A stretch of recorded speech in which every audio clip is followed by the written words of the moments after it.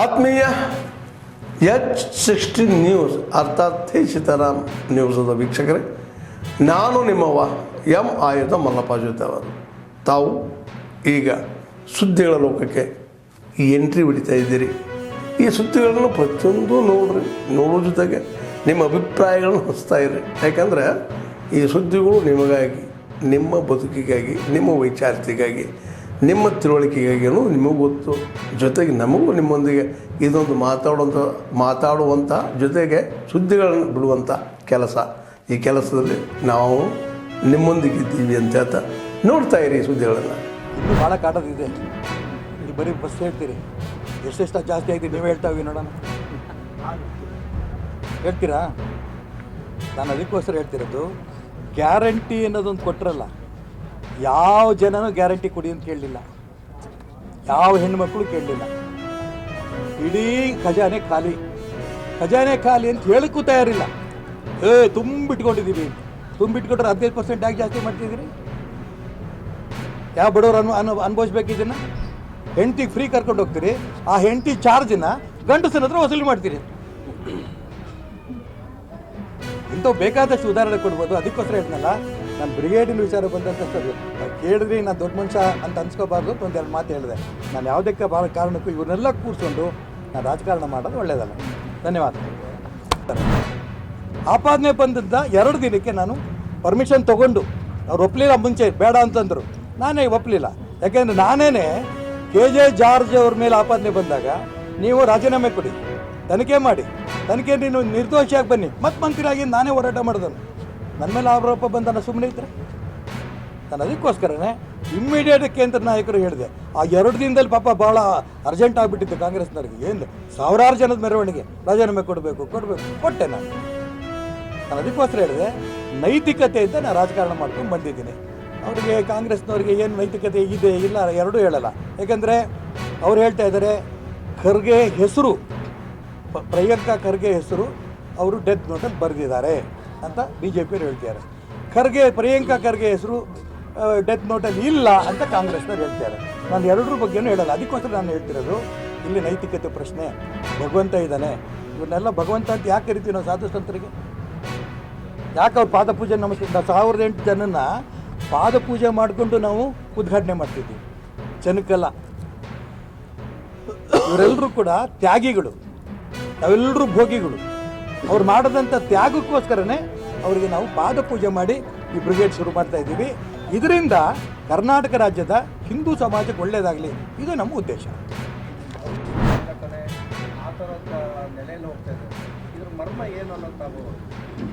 ನನ್ನ ಜೀವನದಲ್ಲಿ ರಾಜಕಾರಣ ಜೊತೆಗೇ ಯಾವಾಗಲೂ ಸಾಧು ಸಂತರ ಜೊತೆಗೆ ನಾನಿದೆ.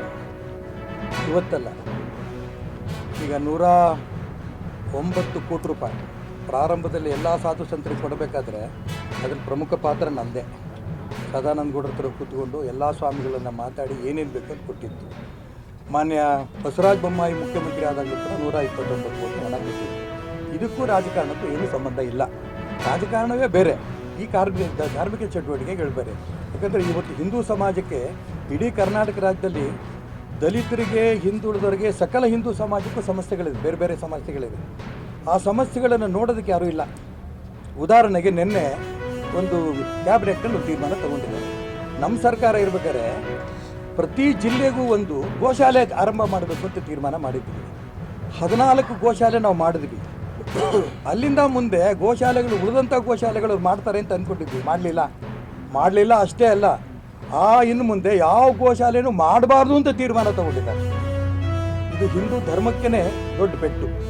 ಗೋಶಾಲೆಗಳು ಆರಂಭ ಆಗಬೇಕು ಅಂತ ಒಂದು ಉದಾಹರಣೆ ನಾನು ಕೊಟ್ಟಿದ್ದು. ಎರಡನೇದು, ಇದೆಲ್ಲ ನಾವು ನೋಡ್ತಾ ವಕ್ಫ್ ಪ್ರಾಪರ್ಟಿ ಬಗ್ಗೆ ನೋಡ್ತಾ ಇದ್ದೀವಿ.